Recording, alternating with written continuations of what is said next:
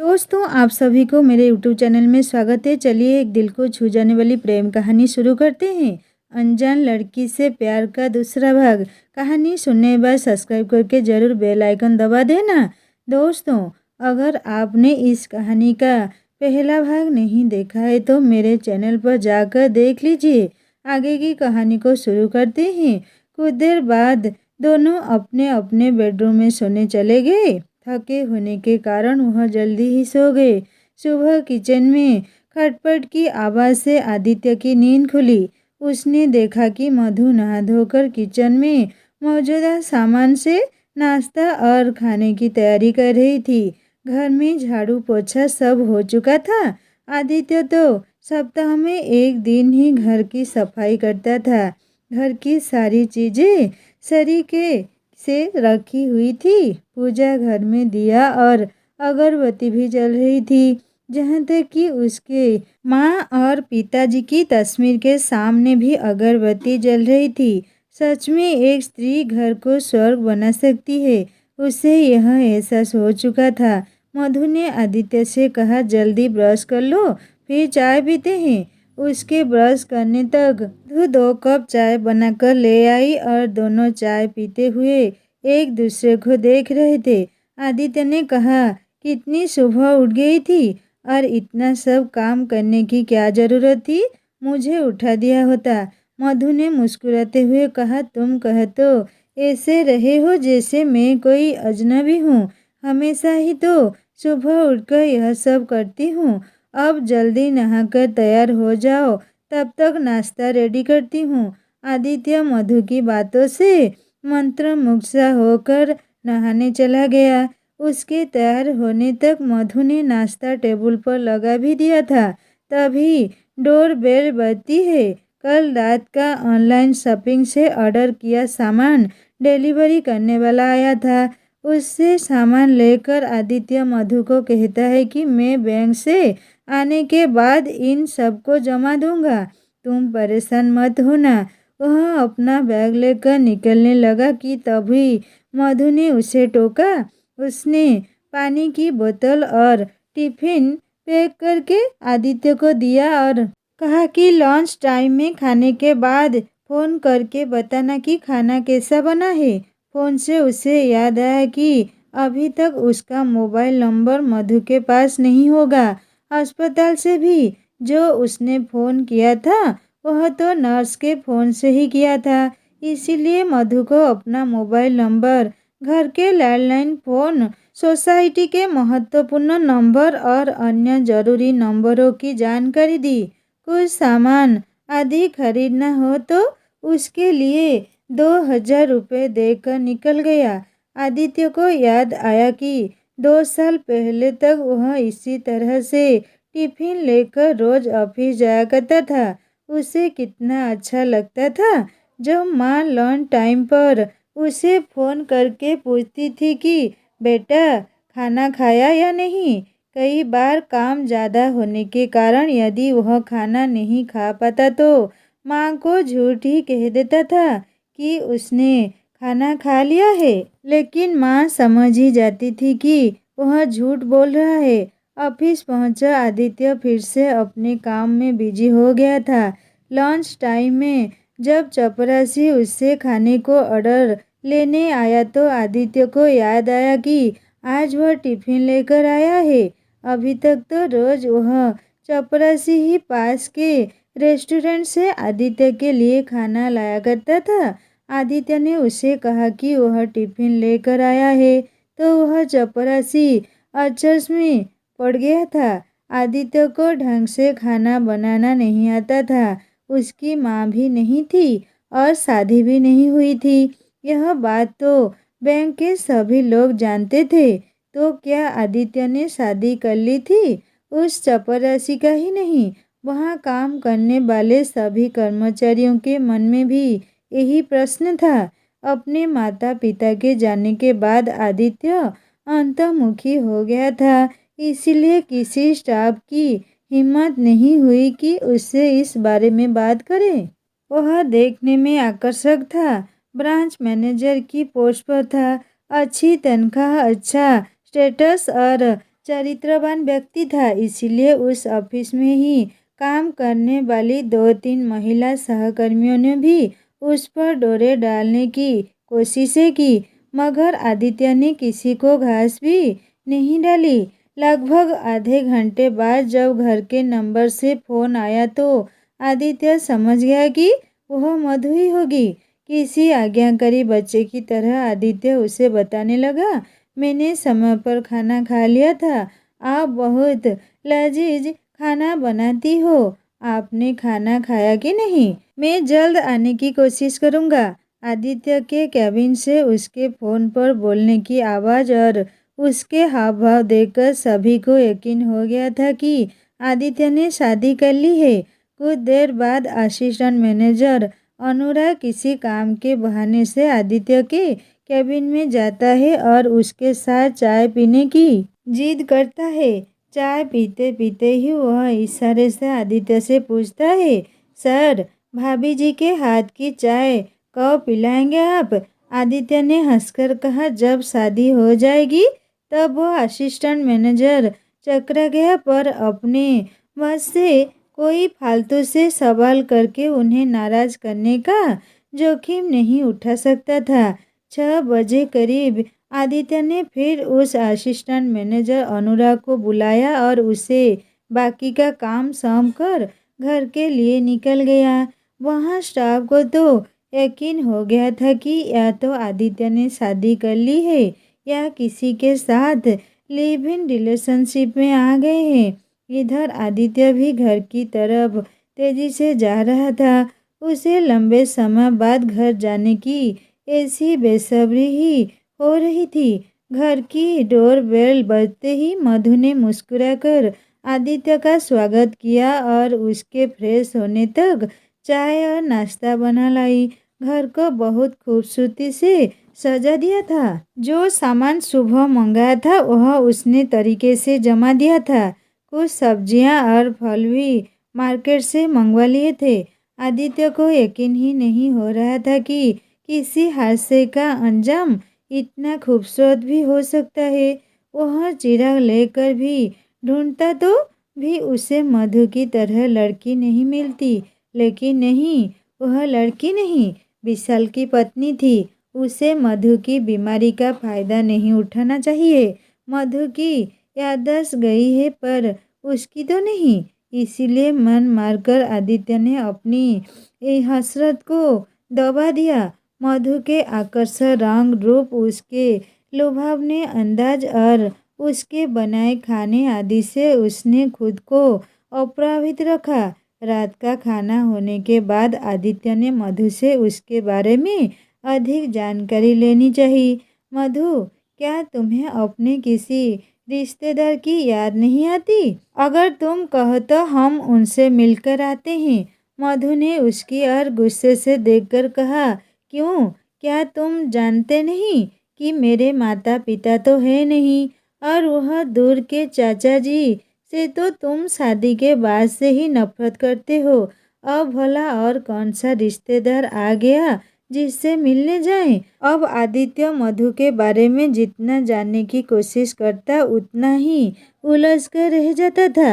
अब तक उसे मधु के बारे में इतना ही पता चला कि वह उसी की तरह लगभग बेसहारा ही थी। आदित्य जल्द ही अपने रूम में सोने चला गया। मधु अभी टीवी में कोई सीरियल देख रही थी। वह भी बाद में अपने कमरे में सोने चली गई। उसे आदित्य की बेरुखी अखर रही थी। दूसरे दिन फिर उसी तरह मधु ने टिफिन देकर प्यार से आदित्य को रवाना किया। इसी तरह एक सप्ताह कब हंसते खेलते निकल गया, मधु और आदित्य को पता ही ना चला। एक दिन ऑफिस में आदित्य का बेहद सिर दर्द हो रहा था, जिस कारण वह लंच टाइम बाद छुट्टी लेकर घर की तरफ निकल पड़ा। मधु परेशान हो जाएगी, यह सोचकर उसने मधु को फ़ोन करके सूचित नहीं किया।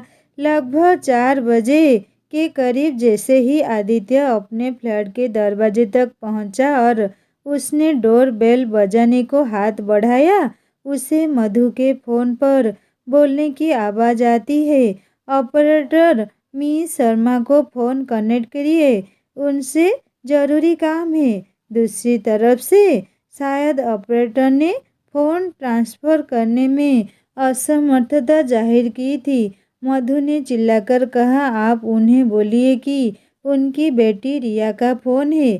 शायद ऑपरेटर ने फ़ोन कर उससे पिता को ट्रांसफ़र कर दिया था।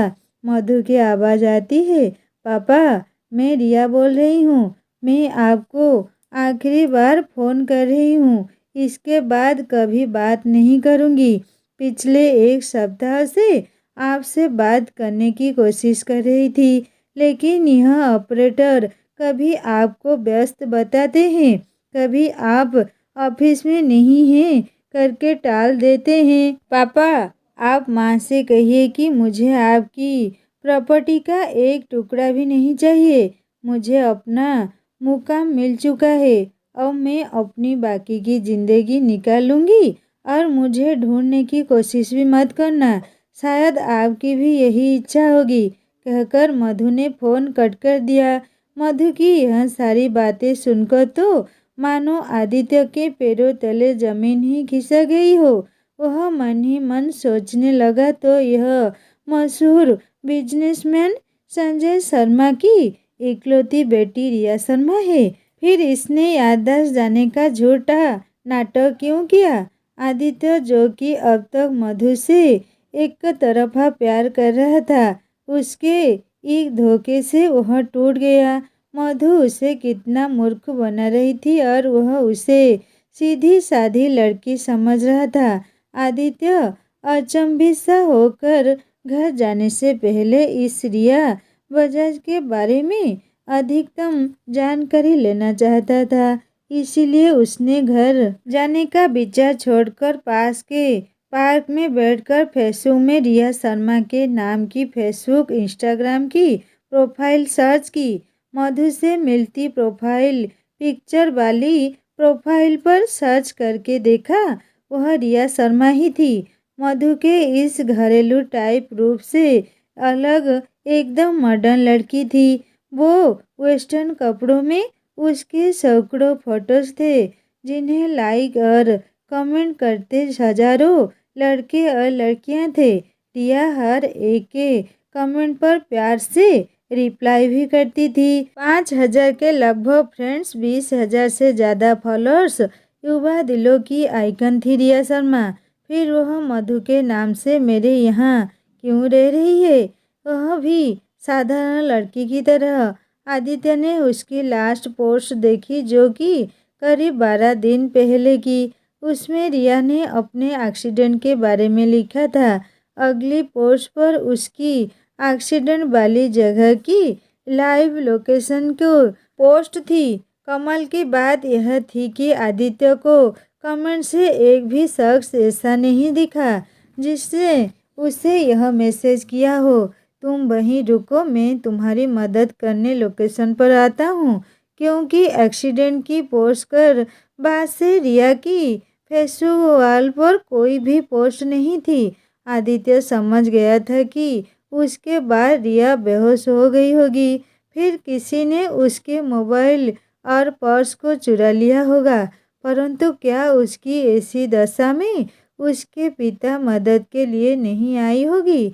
इतनी पॉपुलर लड़की 12 दिन से फेसबुक पर नदारद है, तो उससे किसी दोस्त ने उसकी खबर लेने की भी कोशिश ना की?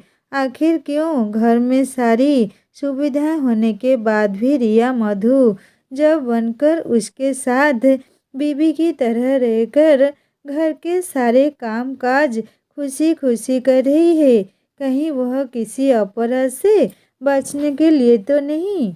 वह ऐसा कर रही थी कि आदित्य को लगा कि वह अभी इंस्पेक्टर को फ़ोन करके इस बहरूपिया लड़की को जेल में भिजवा दे। लेकिन उसे याद आया कि उस लड़की ने चोरों की तरह कोई हरकत भी नहीं की थी। हालांकि उसके सुपुर्द तो आदित्य को पूरा घर ही था। रिया ने भले ही उसे विशाल के नाम से पति के रूप में दर्शाया था, लेकिन उस बात का नाजायज फ़ायदा उठाकर कभी उसने आदित्य के करीब जाने की कोशिश नहीं की। यानी कि रिया भले ही पश्चिमी सभ्यता से प्रभावित थी, पर एक संस्कारी लड़की थी। इसीलिए आदित्य ने निश्चय किया कि अब पहले वह घर जाकर एक बार रिया से सारे सवाल करेगा। यदि उसे उनका संतोषजनक उत्तर नहीं मिला तो ही वह इंस्पेक्टर की मदद से इस मामले की तह तक पहुंचेगा। शाम के 6 बजने वाले थे। आदित्य दोबारा अपने घर के सामने पहुंचकर डोरबेल बजाता है। रिया यानी मधु दरवाज़ा खोलती है और सामने उसे पाकर आश्चर्य से भर जाती है। पूछती है, क्या हुआ विशाल, आज 6 बजे ही आ गए?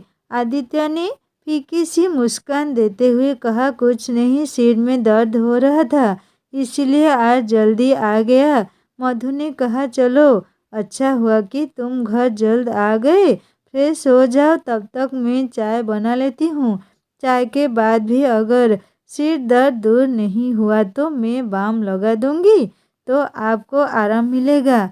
आदित्य फ्रेश होकर आया। मधु के हाथों की गर्मा गर्म अदरक वाली चाय को पीकर उसे आराम मिला, परंतु तो वो फिर भी मधु से रिया वाली बात कैसे पूछे सोचकर थोड़ा परेशान था।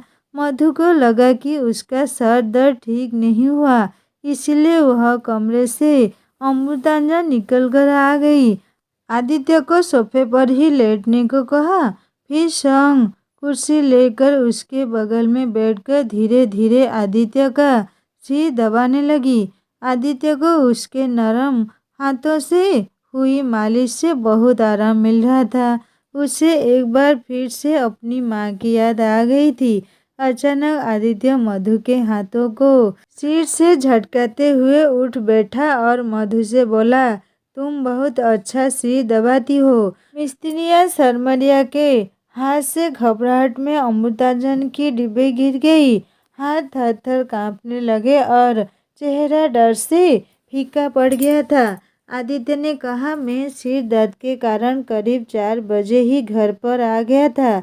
डोरबेल बजाने ही वाला था कि मैंने तुम्हें अपने पिता संजय शर्मा से बात करते हुए सुना था, जिसमें तुमने अपना परिचय रिया के रूप में बताया था। इसलिए मैं कॉलोनी के गार्डन में बैठकर अपने लैपटॉप में फेसबुक और इंस्टाग्राम से तुम्हारी सारी कुंडली पढ़कर आया हूँ।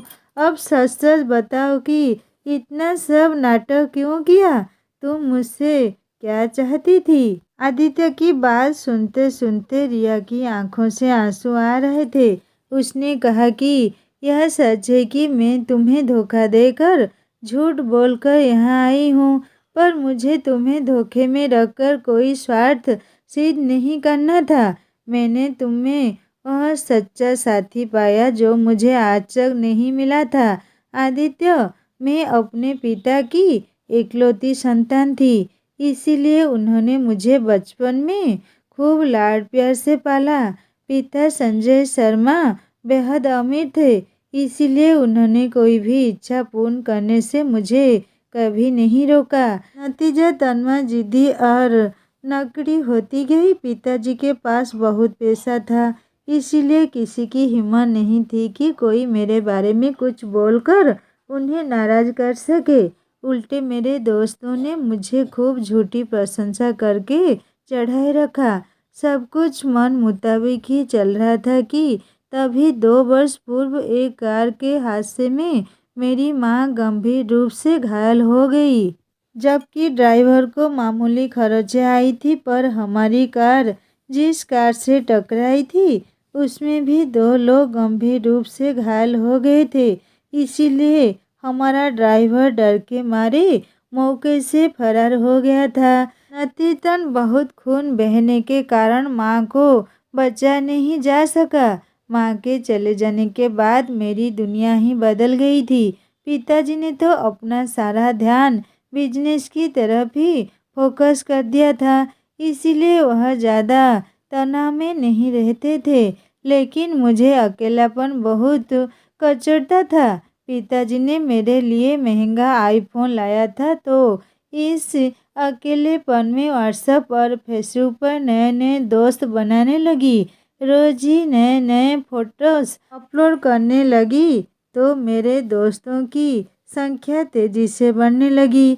उनके लाइक्स और कमेंट्स मुझे हमेशा ग्लैमरस बने रहने की प्रेरणा देते थे। मैं उन सब के बीच अपने आप को किसी फिल्मी हीरोइन से कम नहीं समझती थी। इस फेसबुक की दुनिया में आकर मैं अपनी माता को भी अब भूल चुकी थी। कोई रोक टोकने वाला तो था नहीं, इसीलिए इस आभासी दुनिया में आकर मैं वास्तविक दुनिया भूल चुकी थी। सब कुछ मज़े से चल रहा था कि एक दिन पिताजी शाम को आकर मुझे बोले कि मुझे पता है कि तुम्हारी माँ के जाने के बाद से ही तुम अकेलापन महसूस करती हो। तुम्हारे लिए घर में बातचीत करने और ध्यान देने वाला कोई चाहिए, इसीलिए मैंने शादी का फैसला किया है। मुझे लगा कि वह मेरी शादी की बात कर रहे हैं, पर वह तो खुद की शादी की बात कर रहे थे। 2 दिन बाद ही उन्होंने अपनी नई सेक्रेटरी गीता से शादी कर ली। गीता मेरे से महज 4 वर्ष ही बड़ी थी। पिताजी की इस हरकत से मुझे गहरा सदमा पहुंचा। गीता ने शुरू में मेरे से बनावटी प्यार जताने की कोशिश की, लेकिन जल्द ही वह भी अपने रंग में आ गई। उसने प्रॉपर्टी के लिए ही पिताजी से शादी की थी, क्योंकि उसकी राह का सबसे बड़ा अड़ंगा में ही थी। इसीलिए उसने मेरे पर जुल्म ढाना शुरू कर दिया। माँ के रहते मैंने कभी किचन में जाकर चाय तक नहीं बनाई थी, पर अब चाय, नाश्ता, खाना बनाना, यहाँ तक कि झाड़ू पोछा और बर्तन धोने तक का काम मुझे दे दिया गया। सभी काम वाली बाव की छुट्टी कर दी थी। उसने जब पिताजी ने इस बारे में गीता को टोका तो उसने कहा कि यह सब वह मेरे भले के लिए ही कर रही है। हर लड़की को सब कुछ आना चाहिए। क्या पता शादी के बाद इसे ऐसा ससुराल मिला जहाँ यह सब करना पड़ेगा। वो यह कैसे करेगी सब। पिताजी गीता के प्यार में इतना डूब चुके थे कि उन्हें भी गीता का यह सब करना बुरा नहीं लगता था। मैं दिन भर काम से थक हार कर जब अपने बेडरूम जाती तो फिर व्हाट्सएप और फेसबुक की रंगीली दुनिया में खो जाती थी। बल्कि यूँ कहूँ कि वही दुनिया मेरे जीने का साधन थी तो गलत नहीं होगा। मैं समझती थी कि कोई मेरे सुख दुख का सच्चा साथी होगा जो मेरे से सच्चे दिल से प्रेम करे। लेकिन सभी लड़के एक जैसे ही निकले। सब मेरे ग्लैमर रूप पर फिदा थे। मेरी अपनी शख्सियत की उनको कोई कीमत नहीं थी। तभी तो 2-4 बार हाय हेलो के बाद मैनेजर पर सीधा बेहुदा चौध पर आ जाते थे।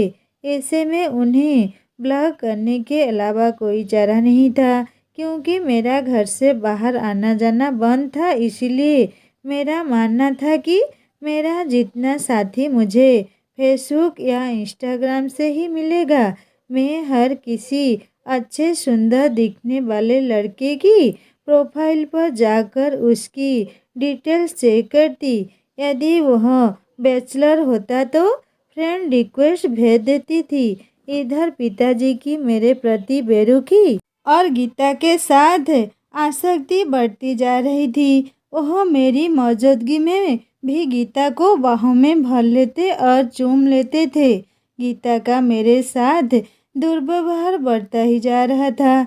उसके आने के बाद से मैंने कोई नई ड्रेस, जूते तक नहीं खरीदे थे। अब गीता की नज़रों में मेरे फेसबुक और व्हाट्सएप के दोस्त भी खटकने लगे थे। वह किसी फर्जी आईडी से मेरी फेसबुक, इंस्टाग्राम फ्रेंड बनकर मेरी पोस्ट पर नज़र रखने लगी, क्योंकि मैं सिर्फ रात को ही सारे काम निपटाने के बाद अपना फेसबुक या इंस्टाग्राम अकाउंट चलाती थी। गीता ने चुन चक्कर मेरे फेसबुक फ्रेंड्स के बेहूदगी भरे कमेंट्स जिन्हें पढ़ते ही मैं उन्हें ब्लॉक कर देती का स्क्रीनशॉट लेकर पिताजी को भड़काना शुरू कर दिया था। जिस दिन मेरा एक्सीडेंट हुआ उस दिन सुबह भी उसने ऐसी ही कोई पोस्ट का स्क्रीनशॉट दिखाकर वह मेरी पिताजी के कान भर दिया कि यह तो रात दिन अपने फेसबुक और व्हाट्सएप को दोस्तों के साथ गुलछरे उड़ाती है। न जाने कितनों के साथ ताल्लुकात है इसके। गीता की बात सुनकर पिताजी ने बिना मेरी बात सुने ही मुझे छापड़ मारकर कहा, यदि तुम्हें ऐसे ही गुलछरे उड़ाने हो तो मेरे घर में तेरी कोई जगह नहीं है। तू अभी इस घर से निकल जा। पिताजी बातें मुझे इतनी बुरी लगी कि मैं उसी वक्त घर से निकल गई। मेरे हाथ में बस मेरा वही आईफोन था जो कुछ भी नहीं, पर्स भी नहीं, कुछ पैसे पास नहीं थे। इसीलिए भूखी प्यासी पैदल चलते हुए जा रही थी। रास्ते में फेसबुक के अपने क्लोज फ्रेंड से भी मदद मांगने की कोशिश की पर किसी ने भी मेरी मदद नहीं की। मैं बुरी तरह टूट चुकी थी। मुझे उस आभासी दुनिया की कड़वी सच्चाई का पता चल चुका था। फिर भी मुझे उम्मीद थी कि शायद पिताजी मुझे फ़ोन करके बुला लेंगे। मैं तो उनकी अपनी बेटी थी। लेकिन दोपहर 2:30 तक भी उनका कोई फ़ोन या मैसेज नहीं आया। किसी भी दोस्त ने मेरी कोई मदद नहीं की। मुझे लगा कि मेरे पास अब सिर्फ 2 ही रास्ते हैं, या तो अपनी जान दे दूं या घर जाकर पिताजी और गीता से माफ़ी मांगकर फिर उसी जिल्लत भरी ज़िंदगी में वापस चली जाऊं। मैं इन्हीं ख्यालों में चली जा रही थी कि अचानक एक तेज़ी से आती कार ने मुझे ज़ोर से टक्कर मार दी और मुझे मरा समझकर फरार हो गए। मैं किसी तरह दर्द से कराहते हुए सर्कस कर किनारे तक नहीं पहुंची तो कब की कोई गाड़ी मेरे ऊपर से निकलकर मेरा कचुम्बर निकाल चुकी होती। मेरा दर्द बढ़ता जा रहा था। मैं मदद के लिए सभी से गुहार लगा रही थी मगर कोई भी गाड़ी रुकने का नाम नहीं ले रही थी। इसीलिए मजबूरन मैंने अपने पिताजी को फ़ोन लगाया पर उन्होंने फ़ोन पर बिना मेरा कुछ सुने ही बोल दिया कि मेरे लिए तू मर चुकी है और मुझे फ़ोन करने की ज़रूरत नहीं है।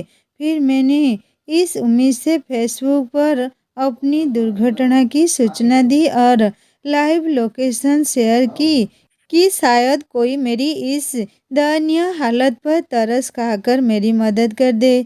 परंतु 2 घंटे में भी कोई मदद को नहीं आया।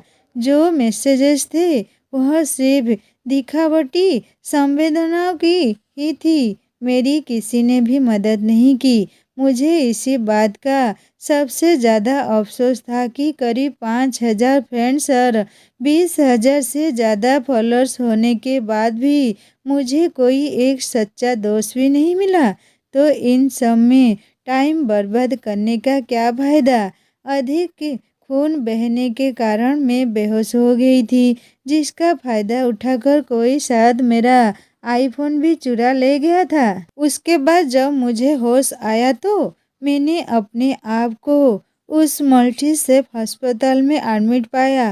होश आने पर नर्स ने बताया कि किस तरह आपने मुझे एक अजनबी होने के बाद भी निस्वार्थ भाव से मदद की। 2 साल पहले जब आपके माता पिता का एक्सीडेंट हुआ था वह आपको तब से ही जानती थी। उसी ने बताया था कि आप बैचलर है, बैंक में मैनेजर है, अकेले ही रहते हैं और बहुत सभ्य इंसान है। इसीलिए मैं आपको बिना देखे ही अपना पति मान चुकी थी।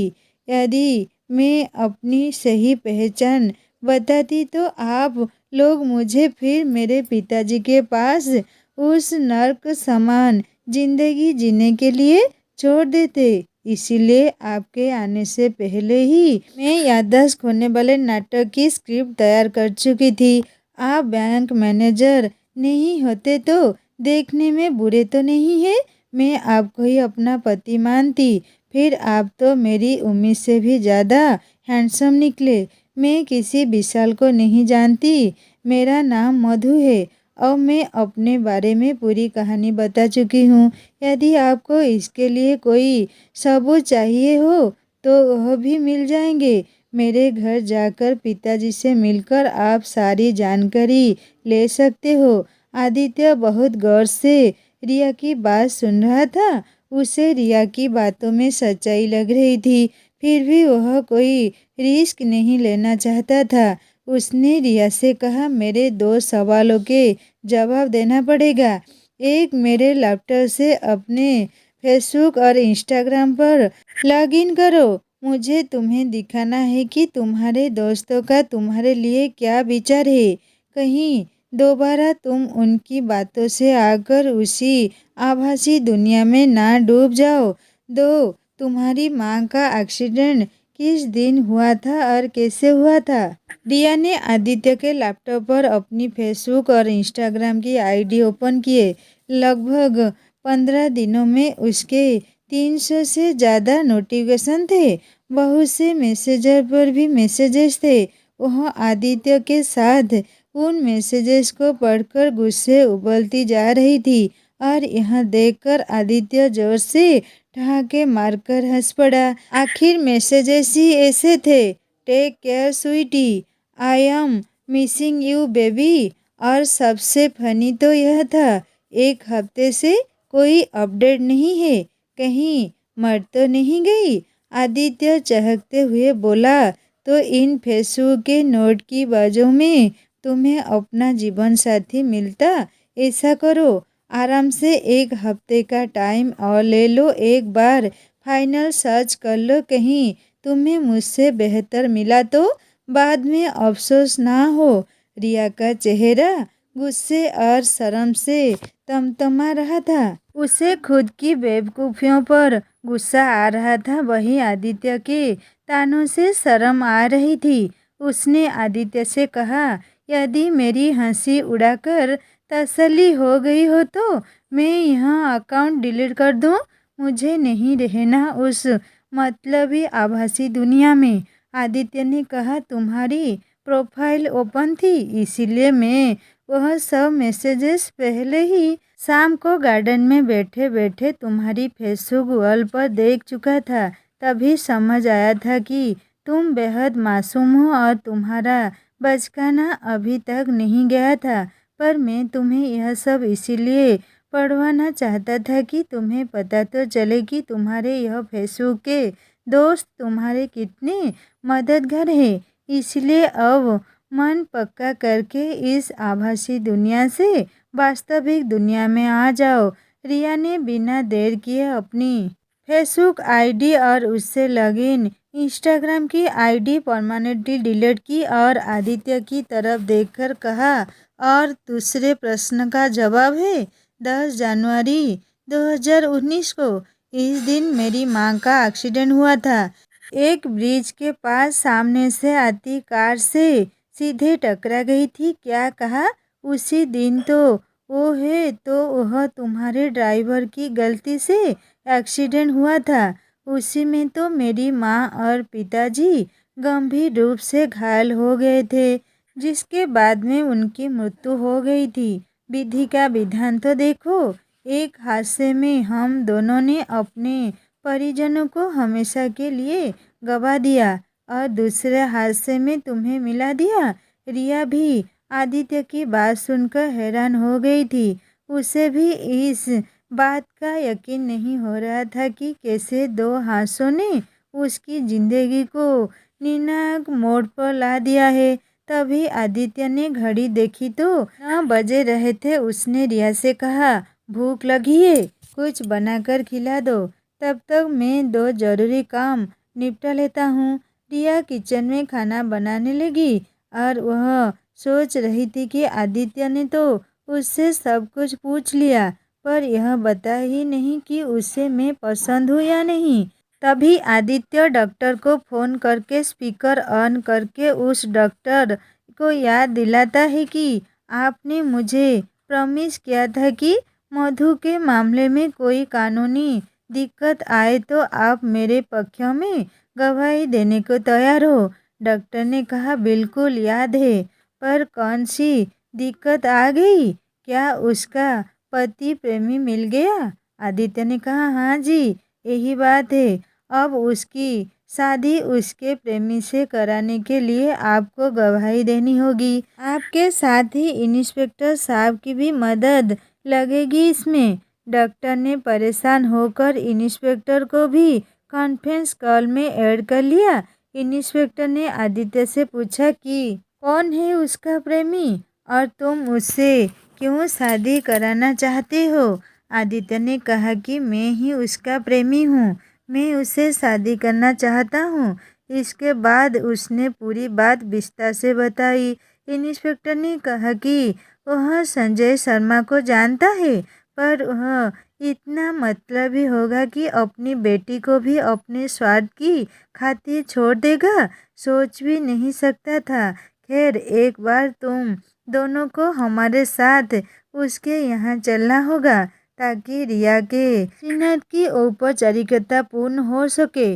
उसके सर्टिफिकेट और पहचान पत्र आईडी संजय शर्मा के यहाँ से लेना ना भूलना, नहीं तो कोर्ट मैरिज में हमारी गवाही भी काम नहीं आएगी। रिया किचन में खाना बनाते बनाते फोन की सारी बातें सुनकर खुश हो रही थी।